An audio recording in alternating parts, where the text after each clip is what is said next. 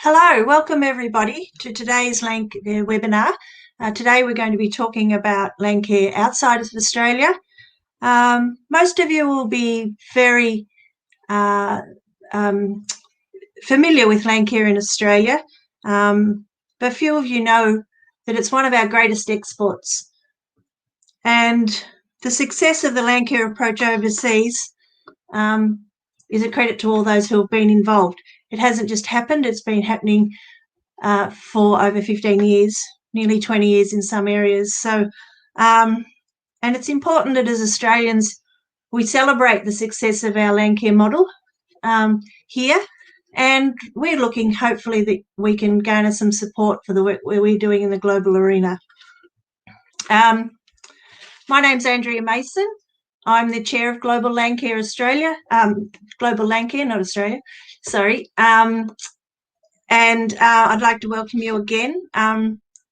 Global Landcare acknowledges and thanks First Peoples as the traditional custodians of the land in which we meet, collaborate and work across the globe. We acknowledge elders past, present and emerging in our communities across the globe.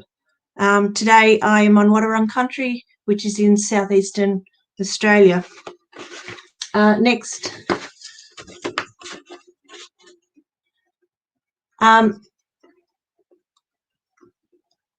And next, yeah. So today we have three speakers, including myself. I'm going to give a brief overview of how we got to Global Landcare. My background is on the long time grassroots Landcarer in Victoria, near Ballarat. I worked as a Landcare coordinator for many years. I was involved in the Landcare Facilitator Network back in the day. I got involved with Australian Landcare International about 6 years ago, and I was chair of Australian Landcare International up until last year and became chair of Global Landcare. I'm a great believer in the Landcare model and really love where we're going with this. Our second speaker will be Rob Yule. Many of you know Rob Yule.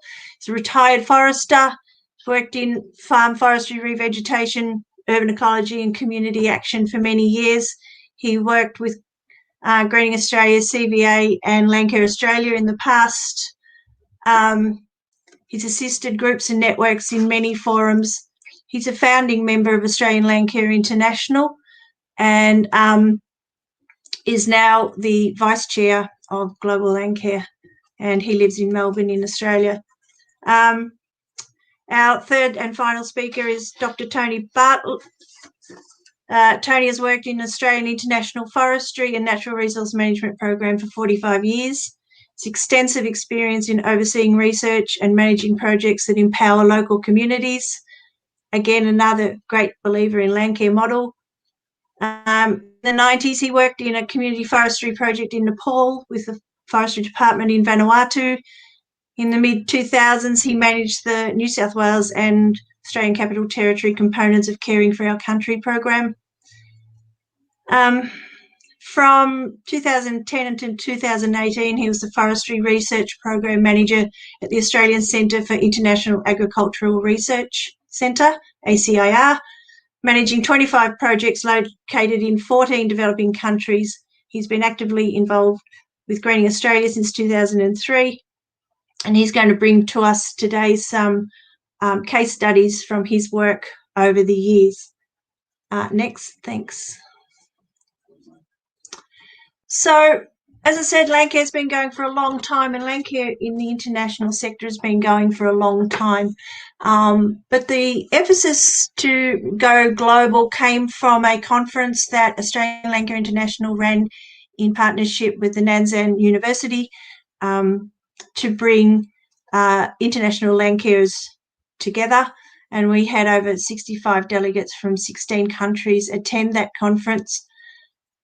At the end of the conference, after much sharing of information, there are a couple of recommendations that were made that we needed a new network to be formed to support Global Landcare, and that we needed to use the word global rather than international to be a more inclusive terminology for that new organisation. Next, thank you. So there were 3 lead organisations already supporting Landcare across the globe. One of them was the Secretariat of International Landcare, SILK, played a very significant role in the early development of international landcare, pioneered collaboration, brought a lot of people from across the globe to Australia for tours and workshops and conferences and mentoring. It was run by 3 very strong women who have now decided to step back. So Silk wasn't going to be able to do this next stage in global landcare. Next. The other organisation was Landcare International. Landcare International was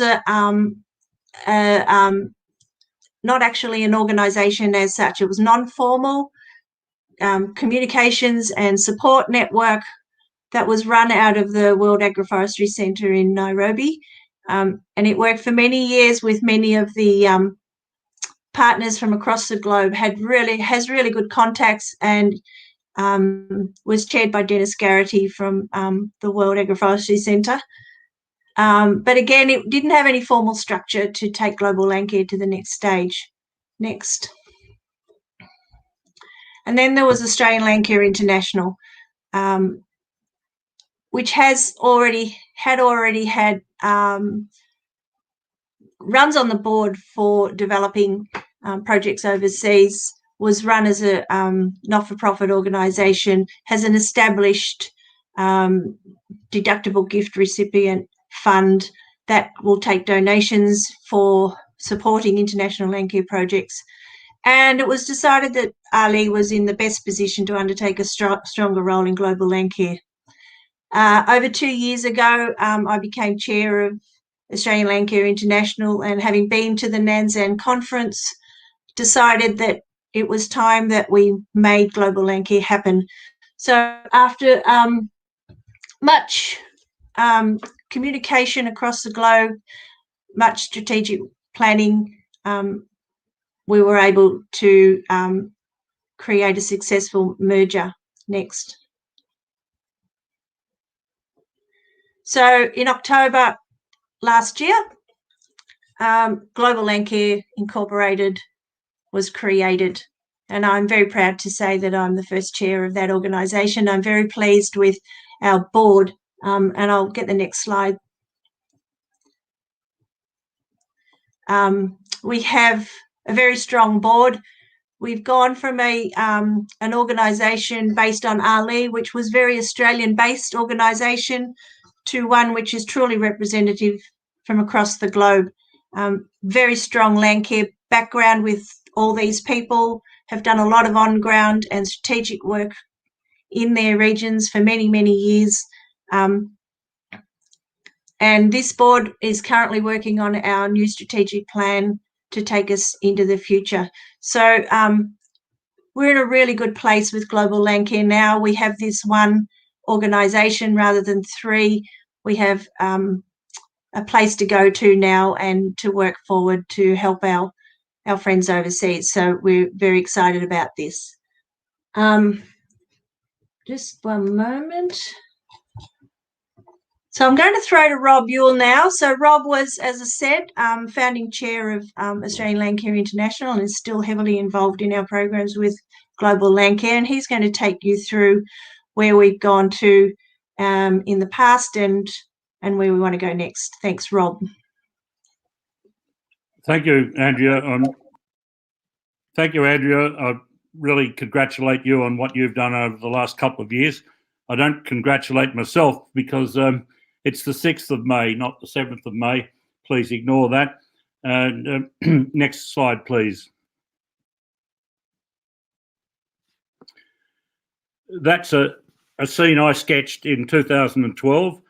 I've had a lot to do with Landcare in Australia, and when you go overseas, many things are much the same. That's 2 Landcare groups in Kapchorwa, in the Kapchorwa region of eastern Uganda, One was devoted to sunflower milling, getting oil, that is, and the other was an they're still going, of course, is an agroforestry group. Next slide, please. At home, I'm involved in urban land care, especially Melbourne's Westgate Park. Thank you, Alexi. And in rural activities in north central Victoria, including recreating chains of ponds. Next. And also thinning eucalypt regrowth for firewood and poles to recreate grassy woodland, spreading the tops and branches carefully to reduce sheet and gully erosion. Next. And also, similarly, trying to spread Australian Landcare ideas overseas. Now, probably 25 other countries have some form of community land management that they call Landcare. And the most prominent are Germany, New Zealand, the Philippines, South Africa, Iceland, Uganda, and Malawi. Now, all of those except the Philippines and Malawi have Landcare, just as we do in Australia. They have it as a national program. Thank you. There's the map with the dots of green, and you'll see concentration in Africa, quite a bit in Asia, particularly South Asia and Southeast Asia, and coming on, and that's exciting for us, activities increasing in the Pacific. Thank you. Now, of course, across the globe, numerous other projects and programs, especially ones run through NGOs, resemble Australian Landcare activities. And indeed, the best Landcare networks, just as they are here, overseas they run as community enterprises. That's particularly noticeable in many parts of Africa. And moreover, they're almost always ready to initiate action when disaster strikes. Don't forget that disaster, recovery from disaster, planning for disaster, it can be done very, very well at local and regional level through Landcare bodies. And this suggests that Landcare deserves more attention from Australia's aid agencies, which is happening. Thank you. Training is something we've been very involved with. The first one that I went on was in Uganda, 2012. We had participants from Uganda, Ethiopia, Rwanda, Kenya, Malawi, Tanzania, and Australia. And in Africa, it's wonderful how through the shared language, the lingua franca, English, when you get African people from many countries, how collaborative, how easygoing they are with each other, how positive. It's a wonderful experience to be part of this sort of exercise. Next, please. And we, of course, had a Landcare excursion, and there are two of our party, Australians Theo Nabin and Rowan Reid, with Kapchorwa farmers nearby, close to where we had the training. And I can add here that Rowan has run master tree grower courses overseas in Africa and in Timor-Leste, and I think in Fiji. But so there's another element of training by Australians in many other countries. And obviously there's a lot of scope there. Next, please. And maybe intensifying that's just the same property that slide came from.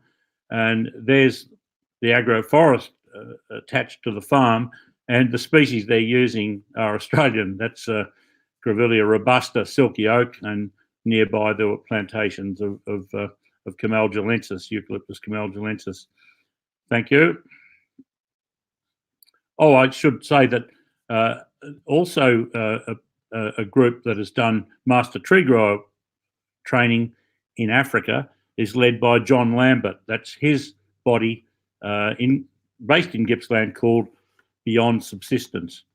So a little bit of a juggle there, but we're also involved in enterprise development. Uganda and some other countries in East Africa were the site of an ACIR program on enterprise development, on initiation. Sorry, on can't think right.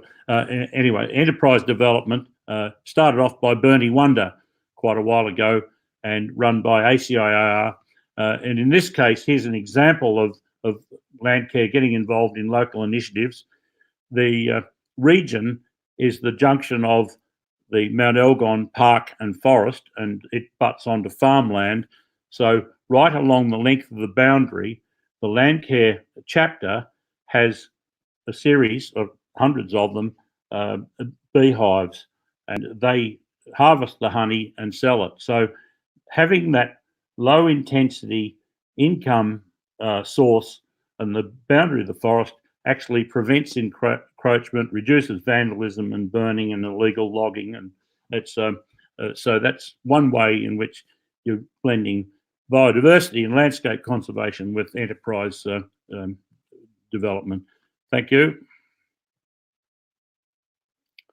Junior Landcare is terrific across the globe. They do it very, very well in Africa, and it's obviously essential for children in all countries to become much better informed about and have a greater feeling for the environment. Next, please. And conservation and revegetation. There's a slide showing efforts to conserve a sacred forest in Nigeria, and similarly a group in Tanzania involved with conservation and also some farming, as you can see from the maize crop in the background. Next, please. Sustainable agriculture and revegetation. On the left, lower left, is a tree planting activity on the slopes of Mount Merapi, and there's some of the farmland, and you can see how steep it is. So Central Java. Thank you. Food security, living fences, using plants to fence off areas to hold stock. That's a slide from Zimbabwe. And here's Landcare Pakistan, indefatigable Mubarak there runs a fruit, plants and vegetables nursery near Lahore. Next, please. Recognising women, the vital role of women across the world in rural communities. There's a women's group up top in Indonesia. Those of you know Sue and Vic from Silk may be able to pick them there at the back. That's in Java, near where the earlier slides were from. And below that is a women's group in Uganda. Thank you. Biodiversity. In Germany, wetlands management, those two Landcare coordinators, Eva and Beata, they're on site advising landowners who are cropping fodder from a big wetland.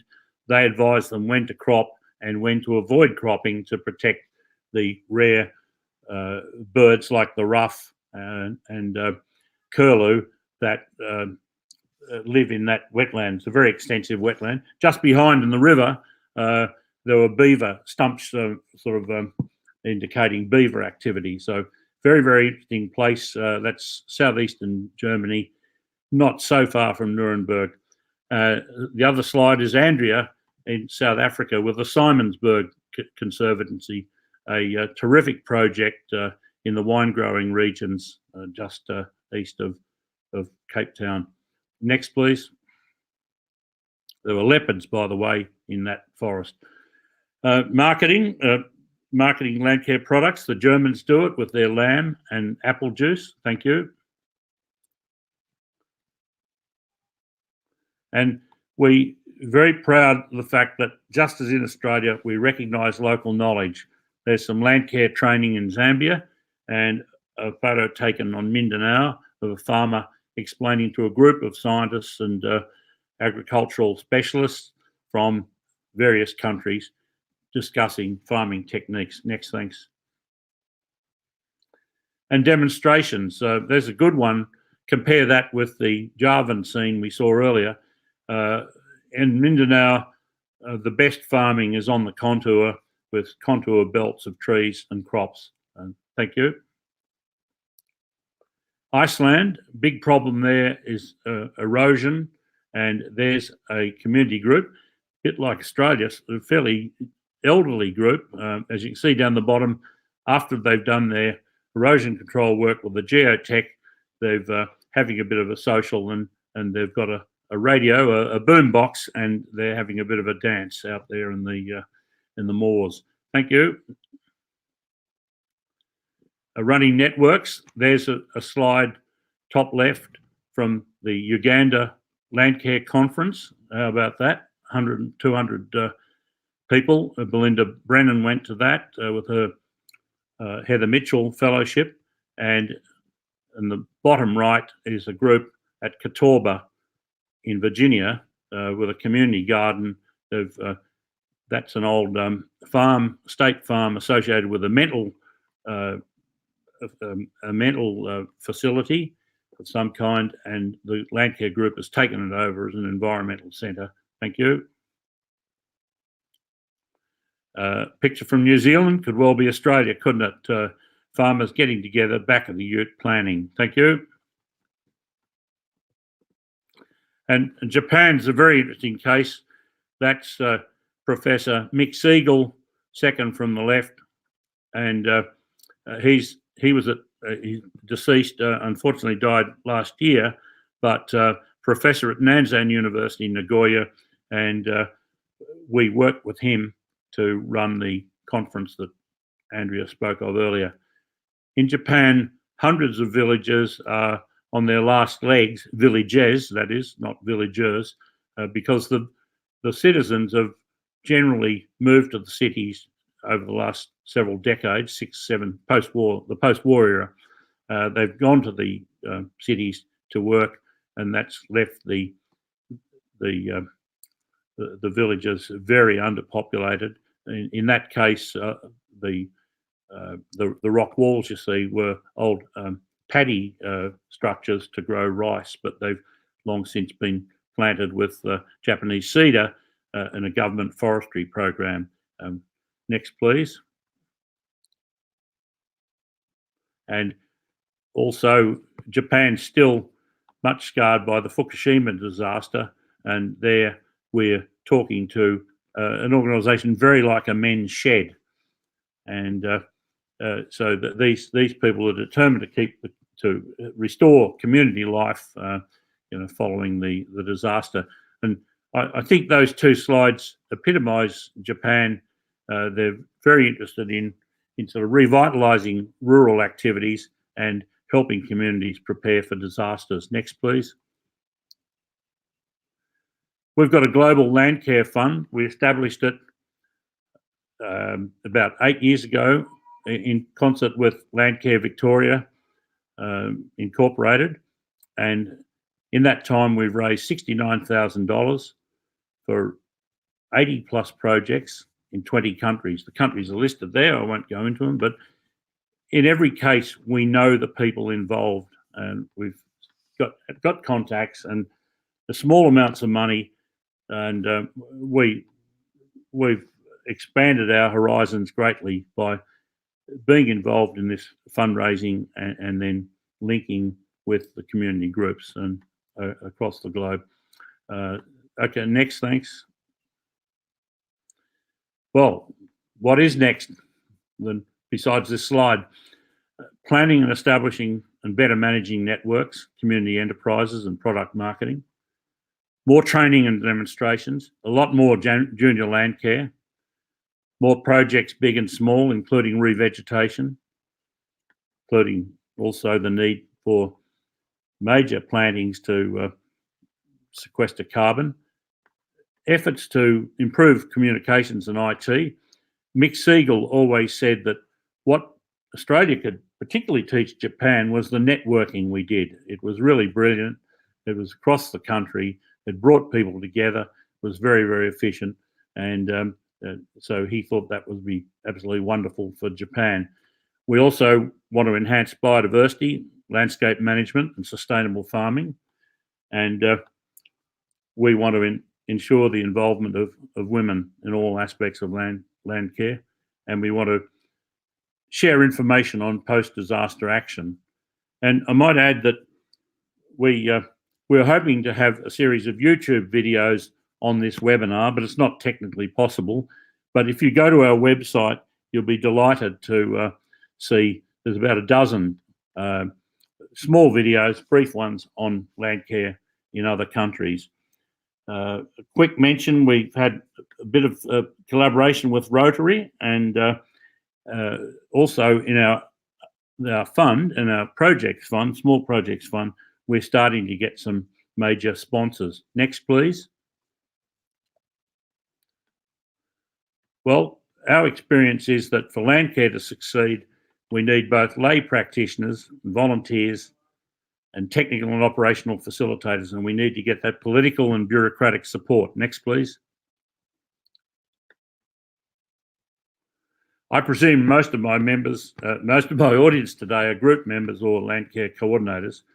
People like you, with your wisdom, your principles, your energy, we see you as helping us expand global land care. Next. And we get a lot out of it. We pass on our experience. We, with a bit of luck and skill, get a better, greener world. We certainly form friendships. We get a great deal of satisfaction. There's two-way learning, because we gain a lot of information, ideas, and replenishment of our spirit by working with Landcare people overseas. And of course, there's improved standing for Australia in the international community. And I think that's the end for me. Next slide, please. There's some links for you. And thank you very much. Thank you very much, Rob. That was an excellent overview of what we've been up to in the past. And yeah, Tony will be coming on in a second. I just wanted to mention too, for those of you who are watching, if you have some questions, we will be taking questions at the end of the presentations. But you need to be logged on to the Landcare Australia landcarer.com.au site to submit questions or comments as they come up.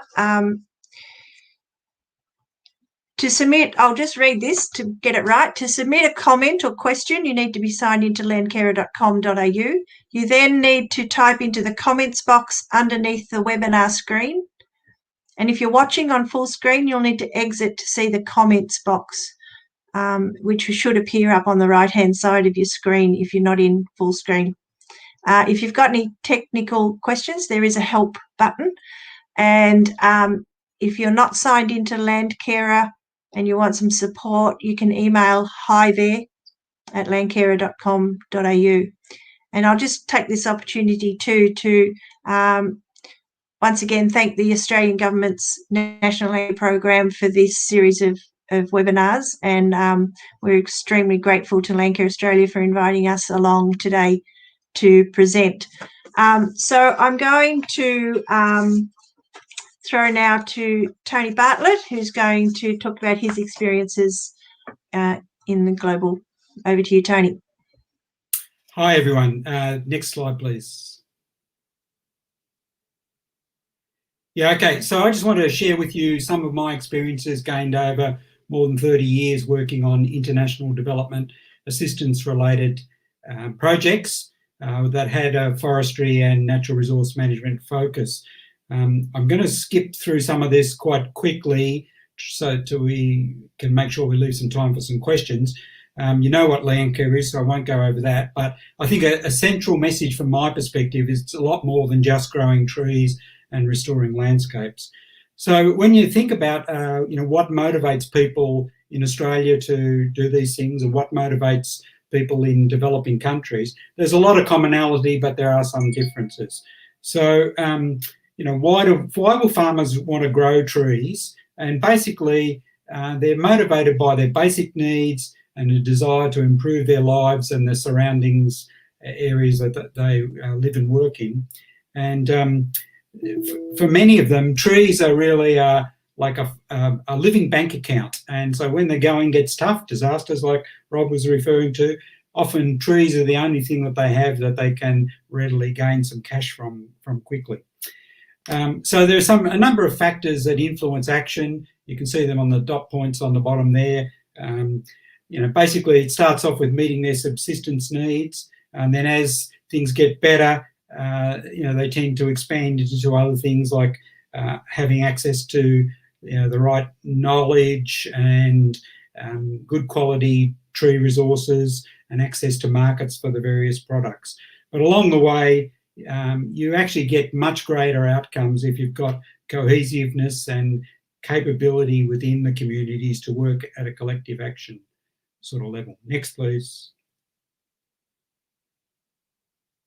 Okay, the first case study I want to talk about is Nepal, where I worked in the 90s and then more recently. So when I went there in the 1990s, there was this international myth that huge deforestation in the hills of Nepal, and that was partly right, but it was created by people who really wanted to draw attention to the need for greater development assistance.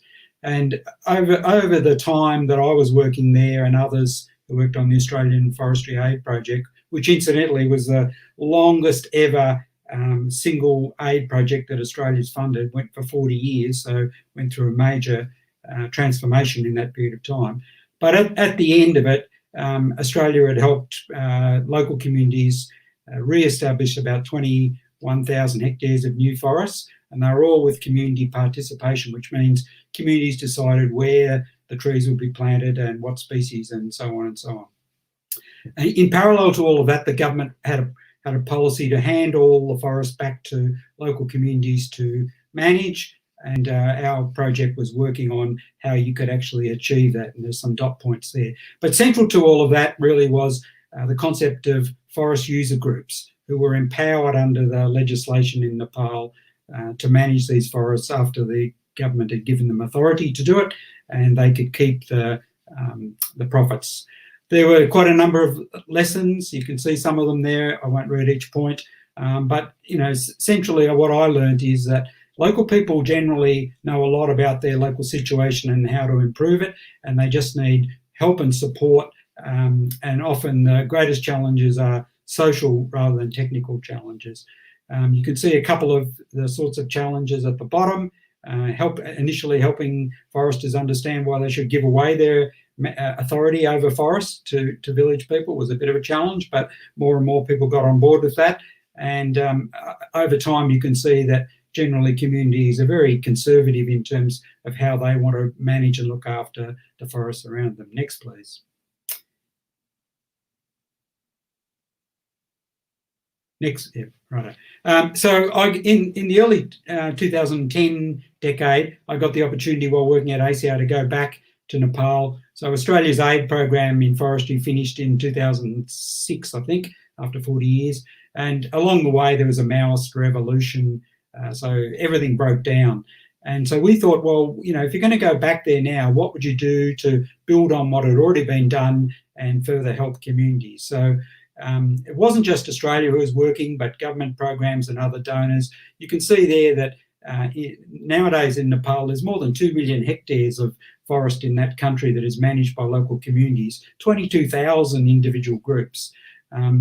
What was surprising to me was that when I went back, in the 90s, the problem in the rural areas was not enough land for everybody who was there. But when I went back at the start of this work, we'd found that basically a lot of the areas had been depopulated as many people, men and women, had the opportunity to go and work overseas, earn money, and send it back to their families and so on. So the other thing was that the original concept of the user groups being able to use their natural resources to generate local livelihoods was only partially working. So when ACR started its work there in 2012, so Australian scientists working with a range of local partners, you can see there the things that we were focusing on, how to enhance agroforestry systems, to revitalise the community management of the forests that were there, and look for ways to add additional revenue sources so that for example, people wouldn't have to go and work in a local brickworks rather than actually generating revenue from their own natural resources.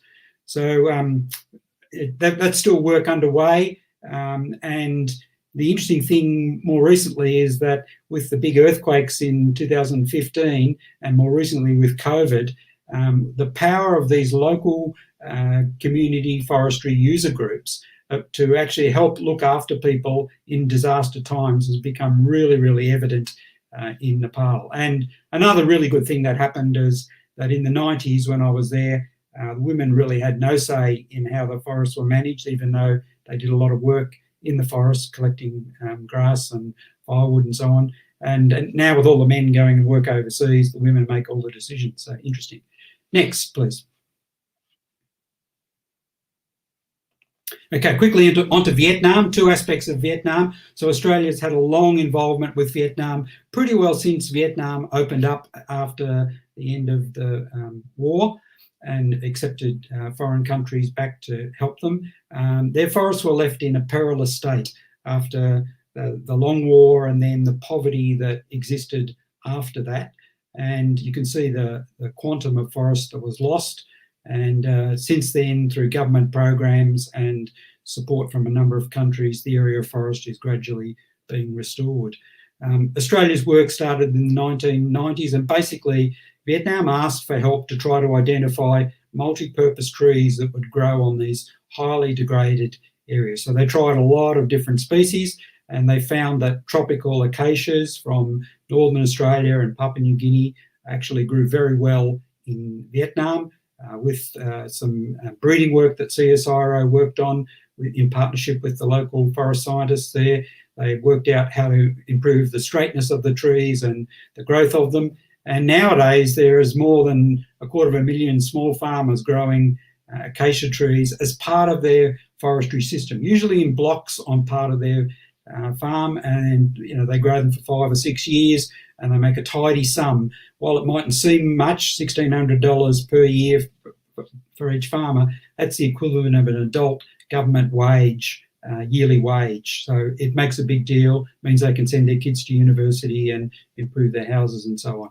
And these days, the wood is not just used for wood fibre for pulp. They're actually got a number of very sophisticated factories, including, I think you can buy in IKEA in Australia, garden furniture made from acacias grown by local farmers in Vietnam that's certified. Next, please.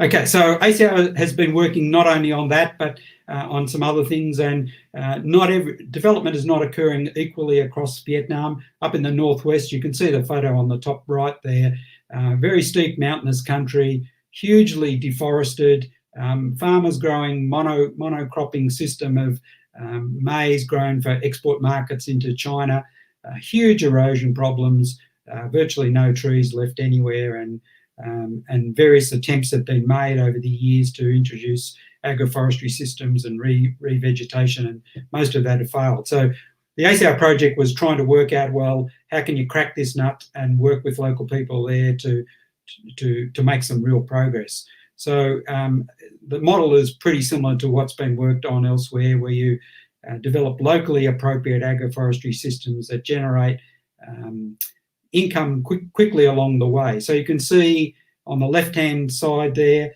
some contour planting of fodder species first up to break up the slopes, and then you plant the trees in behind there.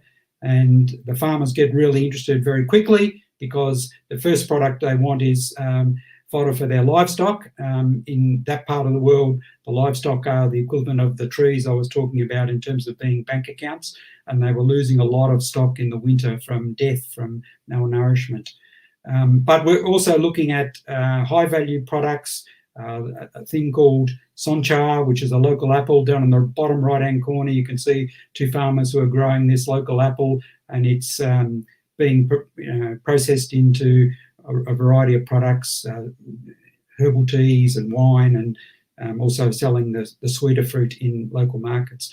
A local tea, which the ethnic people are working with, local enterprises. So all the key is that the farmers actually grow these things and get money and returns quickly. So these exemplar landscapes, which are really like 50-hectare demonstration plots, are expanding all over the place now. They're community driven, and in the first year you get a few people who are interested in participating, and then once they see the results, more and more people want to do it. And now the government is sort of expanding that model based on the results from this project. Next, please. Okay, in East Africa, Rob was already talking about this. So ACO had 2 projects over there. They were sister projects. One focused on agroforestry systems, trying to work out, what are the locally appropriate agroforestry systems in Ethiopia, Rwanda, and Uganda. And the other one focused on value chains. I'll talk about it in a moment. So you can see there that we called it Trees for Food Security because the funding came from an initiative that was all about food security. And we're really trying to understand the science of what trees would grow well in what places, what farmers wanted to grow, what was the basis of their extension systems. Governments had policies about expanding agroforestry systems, and in particular trees that actually enhanced agricultural production as well, and then building large-scale communities of practice. So this particular project's working with 50,000 farmers across the 3 countries it's working in. It's in its second phase now. That means a second period of 4 years. What we learnt is farmers, like elsewhere, know which trees they want to grow. They need access to good quality germplasm if they're going to be able to make money from these trees. And in some of the drier countries, access to water to look after the trees in the early years is a challenge. So we came up with some simple water-saving technology to help them on that track.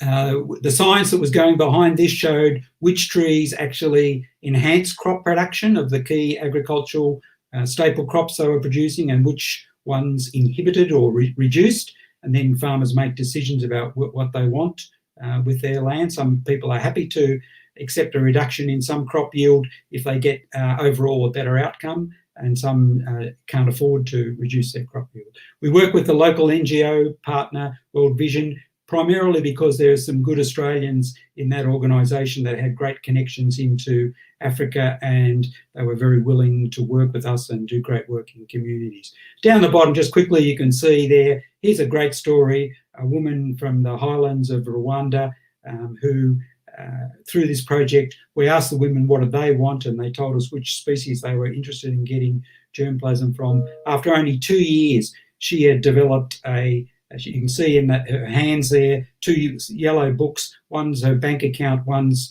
her health insurance for her family. And she told me that at the start of the project, none of her children went to school, and now she can afford uniforms and school fees for all 6 kids. Next, please. Okay, the other project which Rob was referring to, which works in both Uganda and Zambia, and it's on the bit I want to talk about is the bit on the slopes of Mount Elgon, where we leveraged off existing Landcare work. And this project was focusing on how do you connect farmers to markets where there are growing demands for products, but they're not actually able to get those products. So basically the staff from the World Agroforestry Centre and the local scientists in Uganda worked with the communities to identify what the opportunities were. They settled on a small subset of value chains, dairy, coffee and honey, and then they worked out how to improve the quality of each of those products, how to empower the local communities, and that involved a lot of training, like Rob was talking about, masterclasses, training them in governance, business planning, how to work with commercial customers and things like that. Great story there. You can see a link if you can't read it. If you go to Monastery Coffee, which is an Adelaide specialty coffee manufacturer, they've been linked into this project. And if you look on their website, they've got lots of stories about where they get all their coffee from. Look for the Uganda one and you'll see. So once again, you can see there that people actually make money. Rob talked about the honey hives. So now, instead of people having just individual hives, and some of those hives being up in the forest of the national park on Mount Elgon, they're all down in the villages. We've established these bee houses, and they can produce more than $2,000 per year from one of those bee houses just from the sale. But most of those things are run by women, local women, and the social capital that's being built by these projects is absolutely just amazing. Next, please.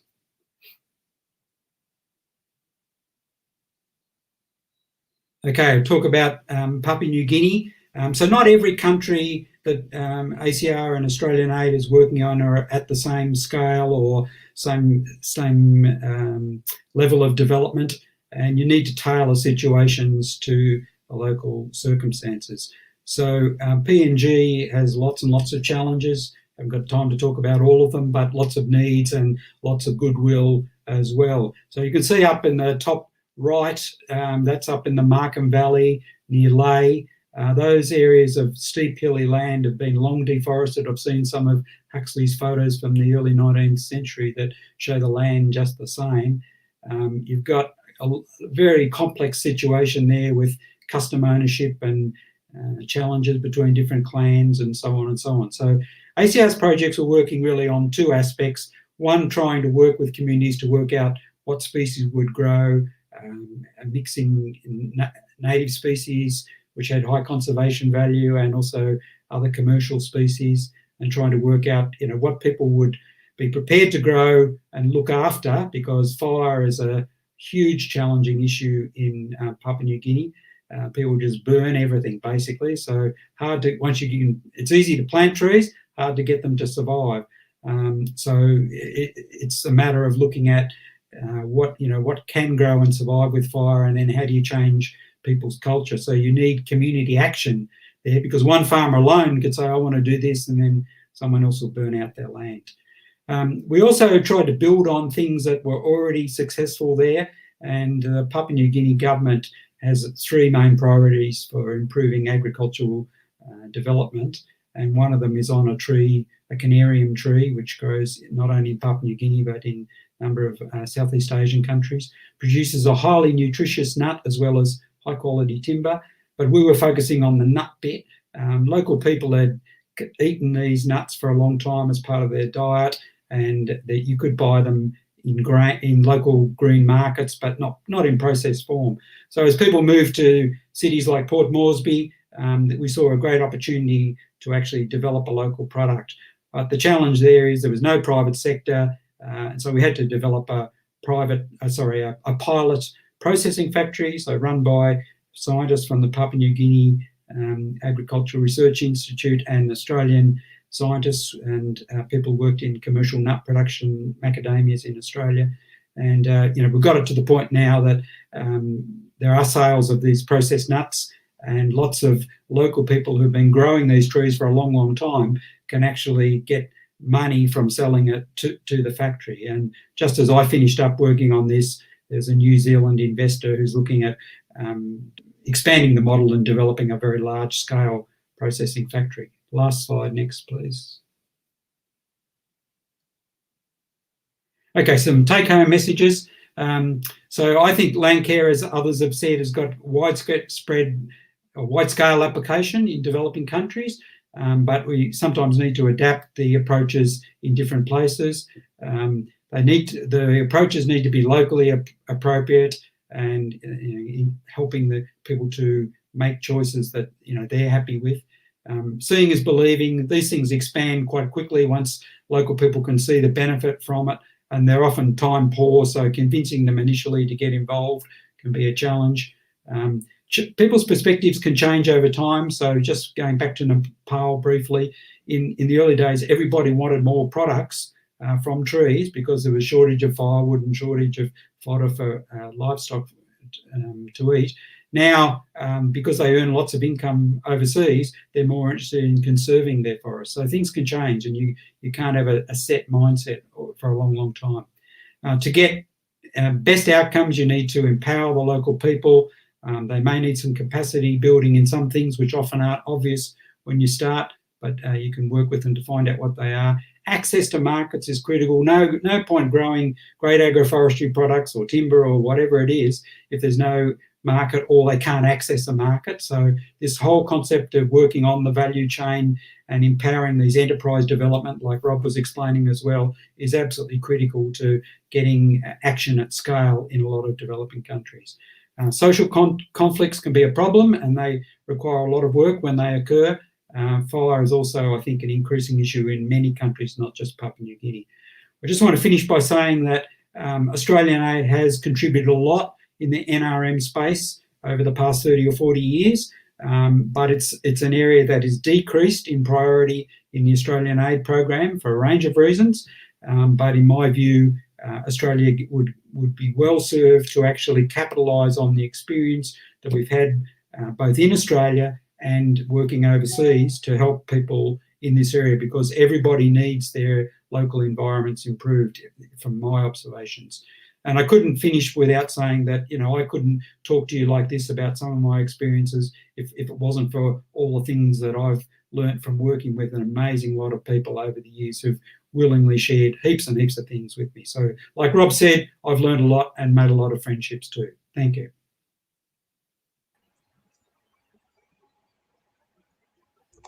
Thanks, Tony. What an excellent little lot of stories there, and a great insight into your experiences overseas. And I can only say that, you know, your finishing note is something that we have all experienced in global Landcare, just as we do in Australian Landcare. The friendships, the camaraderie, the willingness to work together is something that is part of the thing that we love most about Landcare, I think. So thanks once again for that. I know you have to go, Tony. I think we've got time for a couple of quick questions. Yep. And I think we're going to bring Rob back in and throw to those questions. So we've had a few come in via the Landcarer platform, so thank you for those. And I'll start with one that Rob and Tony might want to speak to.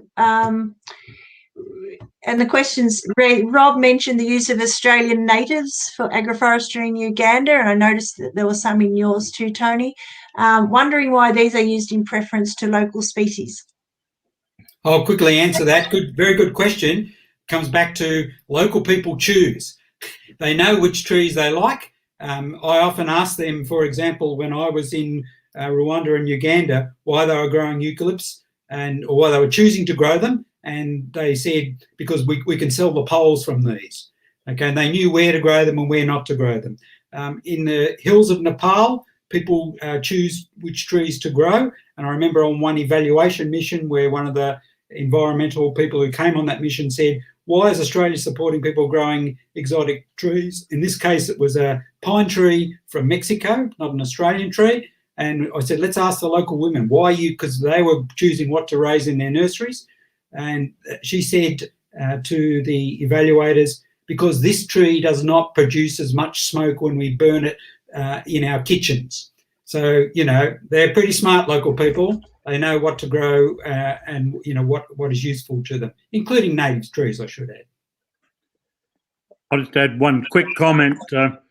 When people get interested in biodiversity and you know, local landscapes, that's when they return to the use of the regional species, and that's been the case in Australia, and I'm sure it's the case overseas. So when you're looking to, and of course in South Africa and some other African countries, there are so many Australian areas of Australian species, wattle and eucalypts in catchments, that the actual water yield of the catchment is reduced. So the government has programs to get rid of the wattles and the eucalypts that are in the catchment. So it's a complex issue, but fast growth was another reason for Australian species being selected.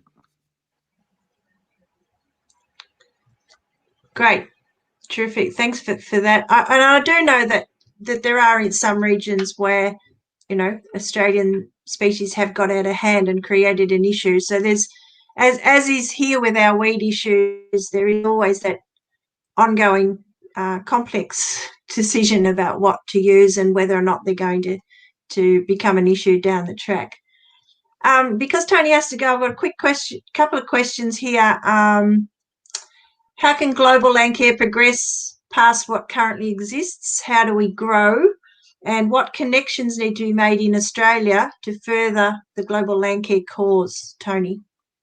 Okay, two questions. I'll start with the first bit.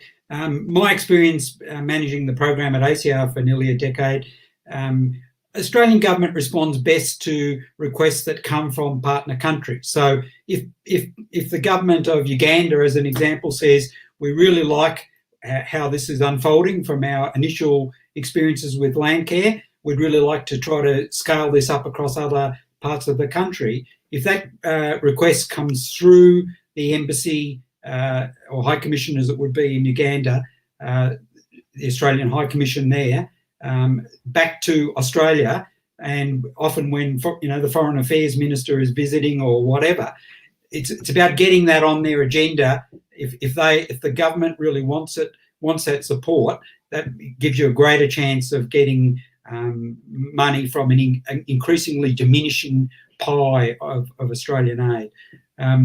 So the second part was, how do you have influence in Australia? Well, that's a challenge also, because the organisation that oversees this is Department of Foreign Affairs and Trade, and there's some great people in that area. The challenge really is that they keep changing their staff all the time. So you have to work very hard at trying continually to work out who's responsible for natural resource management issues in different parts of the world, and so on and so on. So there's no easy way of having strong influence there other than just regular collaboration with them. Rob, have you got anything to add to that? Quickly, yes.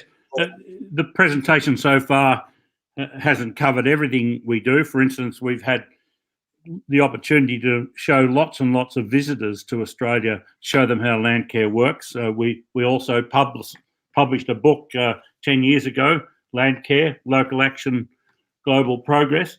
But I think what we need to do, we need to consolidate. We've made a lot of progress in the last year or so, and as we've discussed, we need to publicise what we've been doing, and we welcome the National Landcare Network and Landcare Australia to become more involved.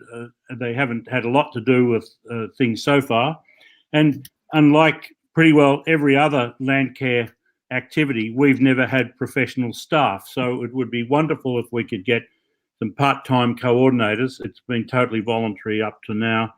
So more publicity, trying to get more funds, possibly from the private and the philanthropic sector, and perhaps a broader connections with mainstream Australian Landcare.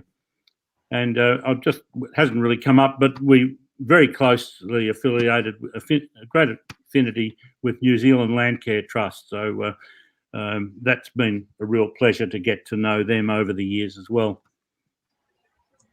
I think too, Rob, we might just put a little plug in here for our Global Landcare program through Global, which is available on our website. We take donations and we give out small 500 Australian dollar grants to projects overseas, many of which Rob spoke to earlier.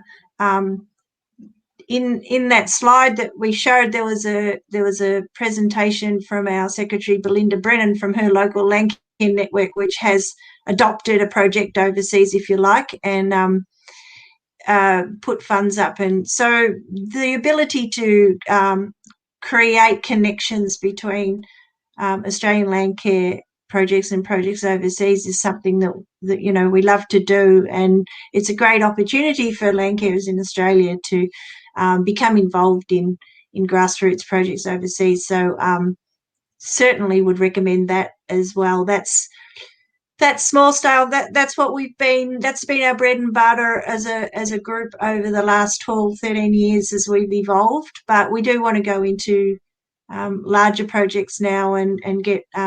We've had some really good sponsorship donations, I should say, from a couple of larger organisations, and we've palled up with Evergreening Global Alliance, which has some serious connections in the international aid world. So that's kind of where we're heading. So hopefully there'll be some opportunities in that space as well.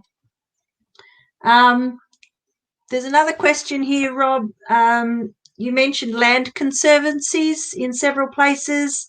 The questioner's come across these in Canada and was impressed. What does the model have to offer Landcare in Australia? Conservancies, we don't really do them here, do we? We have parks. Well, I think it's a growing trend. If you see Nature Glenelg Trust, it acquires land and manages it on a regional basis. I've been thinking about the question. To me, our United States affiliates, they're autonomous and they're very creative. And we're talking Virginia, North Carolina. They also are really into the local ethos, and they work closely with regional universities. So whereas I think possibly the land conservation, land conservancies may have government leadership.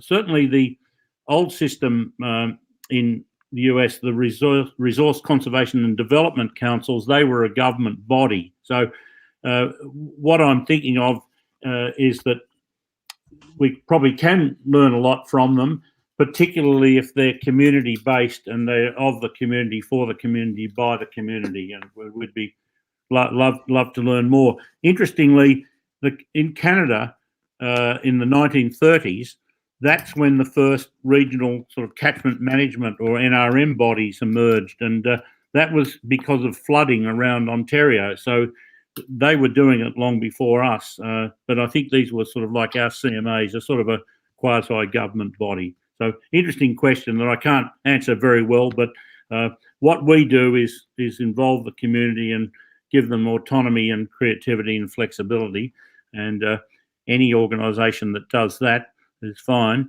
Of course, we're more interested in the developing world rather than the well-established and wealthy nations of North America and Europe, but it's wonderful what's happening in Europe as well. The Germans are working on introducing Landcare across the EU, and that's very exciting.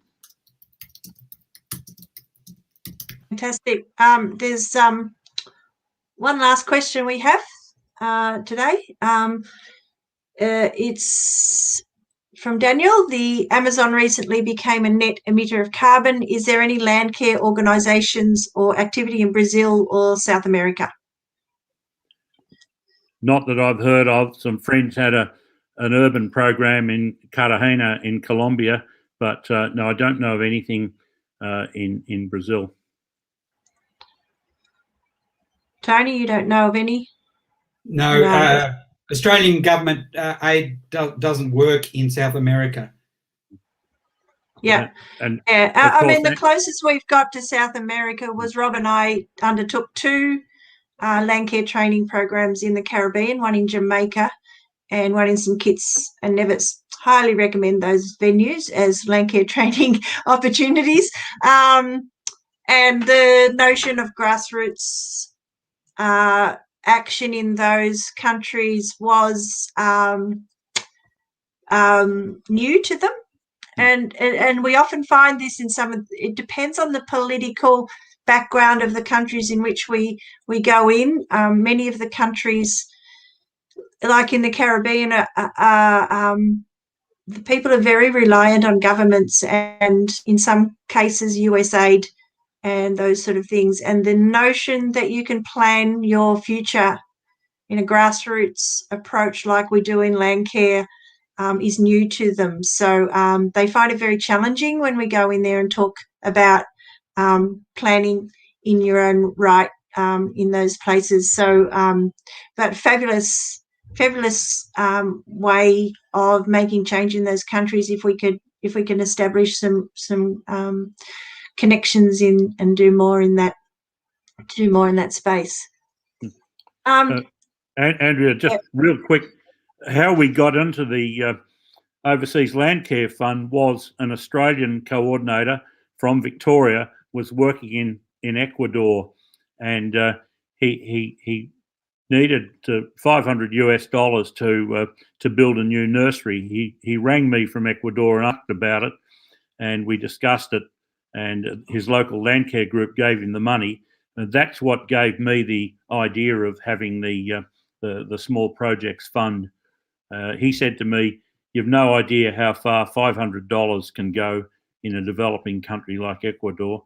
So I think back to one of the touch points of our activities was an Australian coordinator working in Ecuador on the coast. Yeah, thank you, Rob. Expand the local community nursery.